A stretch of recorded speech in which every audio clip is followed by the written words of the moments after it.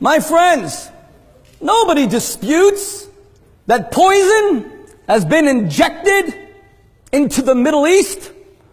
The only question is, who is the serpent?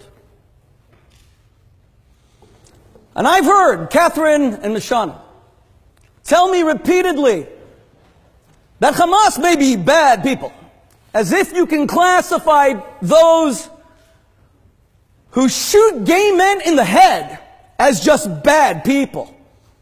As if you can classify those who aid and abet honor killings of Muslim women for doing nothing but falling in love just bad people.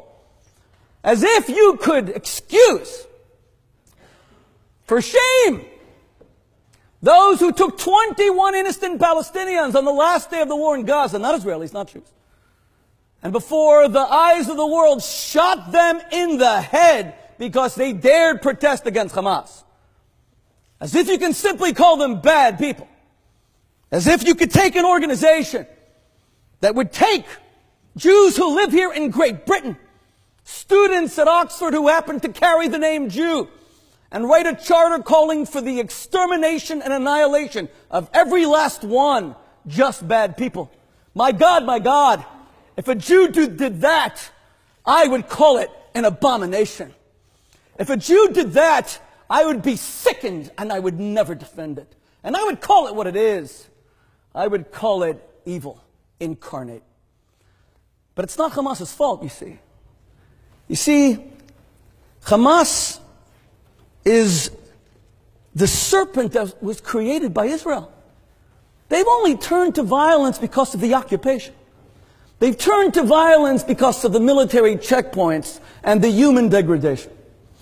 But I was on the panel with a man named the Dalai Lama. And you know what? He has been under military occupation by a country called China since, let's see, 1950. Even if you believe that the Palestinians are under military occupation in that they honored, you'd have to say they honored the Oslo I and Oslo II Accords, where Israel gave Yasser Arafat control of 97% of the Palestinian population, which it remains till this day. And still, it turned out that Israel had lost 1,000 citizens, equivalent to 60,000 Americans, in 1 year, blown to smithereens. Maybe Israel has a right to be a little bit weary of these peace deals. But even if you say that Israel is completely occupying the Palestinians, why didn't the Dalai Lama start blowing people up? Why is he a voice for peace? You have no choice. Once you're degraded, you've lost all moral choice. You have to become a murderer. God Almighty, was anyone more terrorized than the people of your incredible country in the years 1940 to 1941 in the Battle of Britain? Was anyone more terrorized than the citizens of London who faced Hitler's Luftwaffe bombs on a nightly basis? Did Britain send suicide bombers into nurseries? And by the way, Israel never even contemplated getting anywhere near how the Allies responded in Japanese and German cities. You speak about Israel precision bombs. What do you want Israel to be? God? Technology is advanced, but it's not that advanced. Where is the Air Force base underneath this chamber? Where are the rocket launchers? Does Britain build its nuclear silos in the middle of St. John's? What is Hamas doing having military command posts under hospitals? Who does that to children? Who makes kids into bulletproof vests? And by the way, who asks children to stay there even after the imperialist Jews inform them that a bomb is coming? Who tells them that if you leave, you will be shot? Who does television broadcasts that announces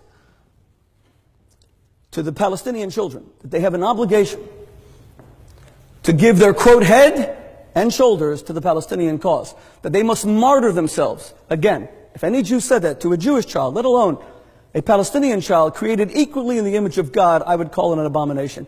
The fact is, Catherine, I'm not warmed up just yet, but I will be. My friends, the fact is that Islam is a great world religion. And I'm not concerned about Hamas and Israel. You're correct, Catherine. Israel's a strong country. We learned after the Second World War we had no choice. We learned after seeing some of the reactions in the room tonight that we couldn't rely on other people to protect us. And God bless the IDF. But I will tell you, you know who I'm really worried about, to be honest? I'm really worried about my Muslim brothers and sisters. I'm worried about their peace. Israel is strong. It will be strong. It'll continue to be strong. It has no choice. But I ask you, who is going to protect Muslim women should Israel decide, should all the Jews in the Middle East decide, you know, this is just too tough a neighborhood. Miami Beach, where I grew up, much more beautiful. We're just going to leave and finally go to America or come to England. If Israel were to leave the Middle East and cease to exist, I ask you a question. Who is going to protect Islamic women from honor killings, which only don't happen in Israel? Who is going to protect Palestinian homosexuals who are accused of being collaborators and are murdered? And you don't hear almost any objection. Who's going to protect Arab and Muslim women who want to get educated? We just had a Nobel Prize winner who got shot in the head. You see, I agree with you. You're part of a great world religion. God bless you for standing up for it. I'm a religious man. I respect that. Don't let anyone contaminate your religion, even if they're part of that same religion. And when you ask me, Catherine, where was Israel for the past 60 years? What were they doing? You know what, Catherine? They were simply trying to survive. It wasn't easy.